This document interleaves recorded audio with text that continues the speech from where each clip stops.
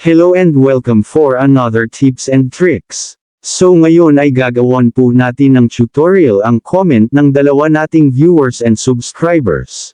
Sabi ni Kaloy, Sir pakigawan nga ng tutorial kung paano gawing cartoon character ang profile picture sa YouTube. Ang comment naman ni John Michael, ay kung paano palitan ang damit sa picture. Gagawin po natin ang mga yan sa videong ito upang kahit hindi ka na pumunta sa mga Photoshop, ay kaya mo nang gawin ito sa iyong cellphone. So kung interesado ka sa tricks and tips natin ngayon ay keep on watching and let's proceed.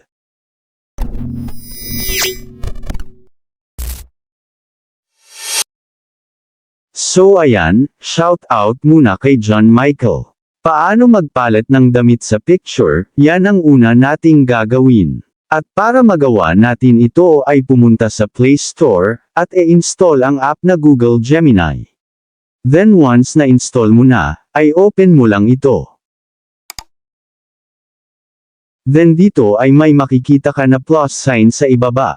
I-click ang plus sign. Then i-click ang Files, o Gallery upang ma-upload ang picture natin. Then dito sa Photo Gallery tayo mapupunta. E-select lang natin ang picture na gusto nating baguhin ang costume o damit. Then i-click ang Done. So ngayon ay gagawa naman tayo ng prompt.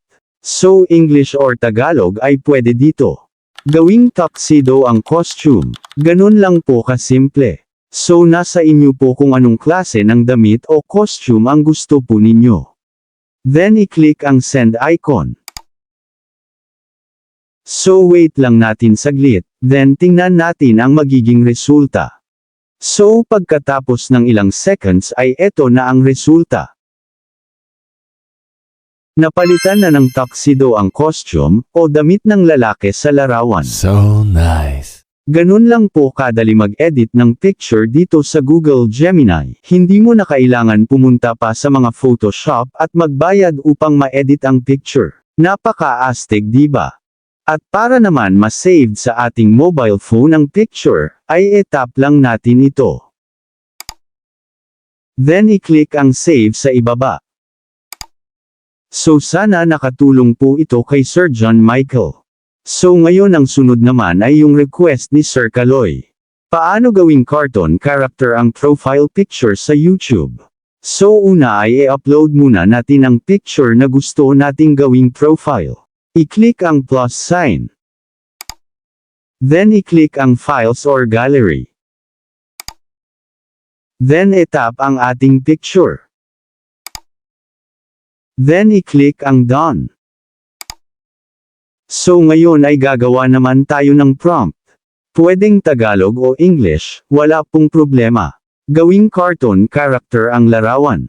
Then pagkatapos ay i-click ang send icon. Hintayin lang natin saglit hanggang matapos.